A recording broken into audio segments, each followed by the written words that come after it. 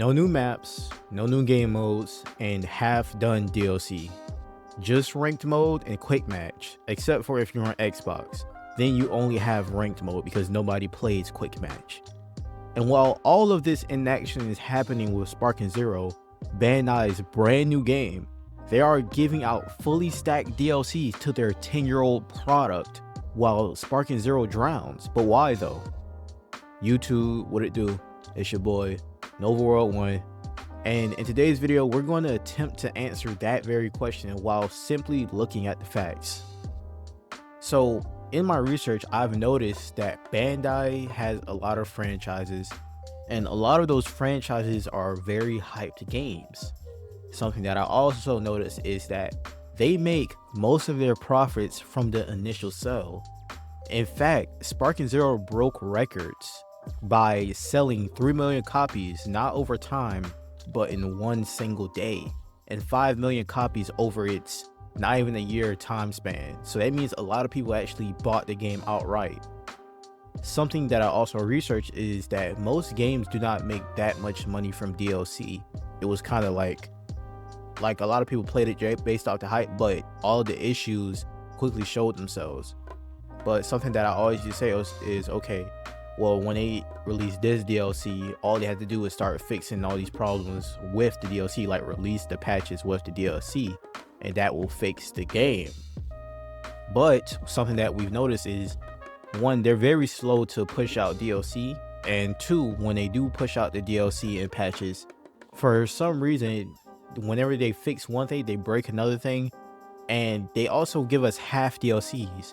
For example, the Daima DLC. Why is it that there are so many characters in this new DLC, but they decided to give us Pansy? They did give us Super Saiyan 3 Vegeta, but they didn't give us his adult form. They didn't even give us Super Saiyan 4 Goku, nor did they even give us Super Saiyan 4 adult Goku.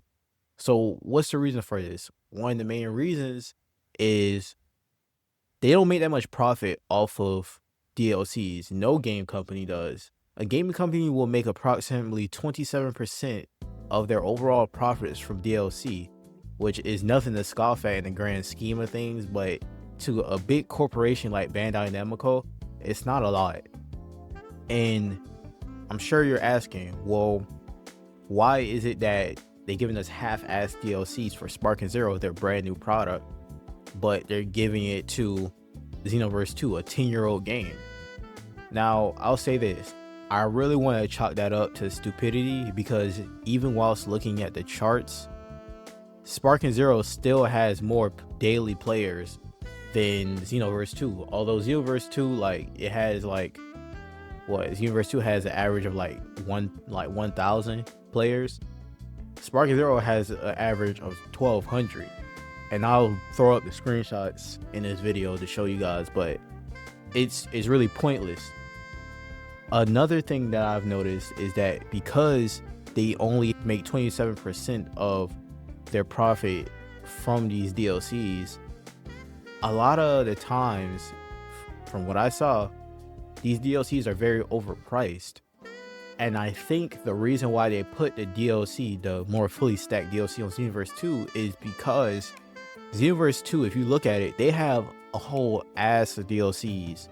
So I feel like it would be a lot better received if they gave them the fully stacked DLC and hiked up the price than if they gave it to us. But they're still robbing us either way, because they gave us a half-ass DLC and still priced it at too much, to be honest.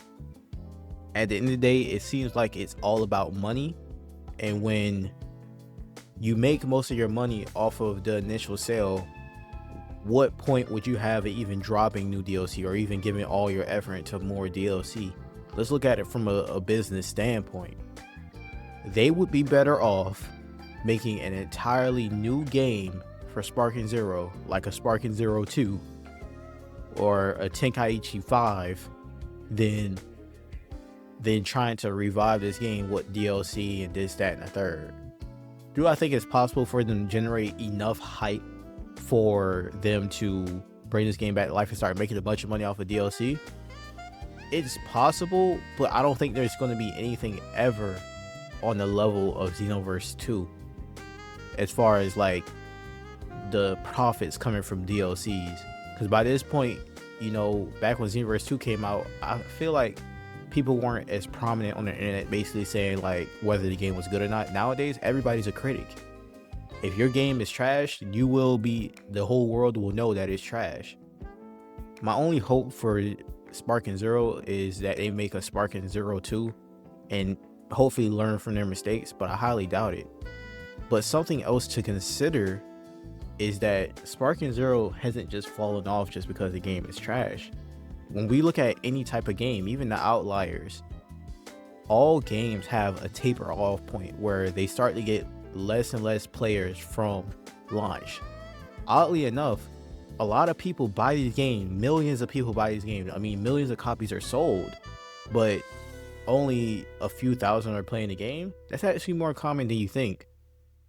But in Sparking Zero's case, they're on the lower end of that just simply because all the like problems with the game, like the gameplay itself, like being a bit buggy at launch, a lot of exploits being taken advantage of and making people not want to play the game. So now all that's left on the game, those 1,000 players, probably like 600 or 700 of them are people who cheese and people who just want to, you know, either they're people who cheese or they're people who really do love Dragon Ball Z. That's it. That's the only thing that could possibly make sense. Like I said, Xenoverse has less players, and I believe that Bandai has no real leverage over Sparking Zero. I believe Sparking Zero is so far gone just based off looking at the facts and like the profit margins of dropping new DLC. If you ask me, if I were a businessman, I would tell them to stop dropping DLC on that game, period, because I don't think it would make a difference. Unless they decide that they really want to do an entire rebrand of the game with a DLC or make a whole new game, Sparking Zero is a lost cause. It's too far gone. Unless they make a whole new game, adding all the things that people have been begging for this entire time. Because if they could drop a fully stacked DLC on Xenoverse, they could have been fixed all these problems with Sparking Zero. The problem is they didn't fix it in time. I think they saw that this game was breaking records with the sale. They kind of got a little bit cocky and it felt like, oh, we could take our time dropping new things in the game. But just as fast as this game went up, it tanked within the span of months, and it's crazy. I really think nothing can truly be done. And most games that fail usually do that taper off thing, and if it tapers off the same way that Sparking Zero does, it's better just to make a whole new game. And what will likely happen is Bandai will use another hype franchise to make another game, and the whole cycle will restart again unless they make a very exceptional game like Marvel Rivals or Fortnite. Marvel Rivals is a free game, but its daily players, yes, it had its taper off point, its daily players are like 150,000 and its all-time peak was like 600,000. Fortnite will always be a thing. I think the thing about Bandai and Namco is they use these hype games. But yes, everybody loves these hype games and they have a special place in their heart. I love Dragon Ball. I have me a Dragon Ball Goku statue. I'm wearing Dragon Ball Crocs right now. I have Dragon Ball like shirts and like all type of things, all type of memorabilia. But the issue is they make these things with all the hype and they really throw all their budget into the marketing, but they don't throw enough budget into the actual game. So the cycle just restarts and restarts and restarts. These games don't have any real staying power. They just bank off of nostalgia, but one day that nostalgia will run out and they will have to make actual good games. Not saying that Sparking Zero is a horrible game.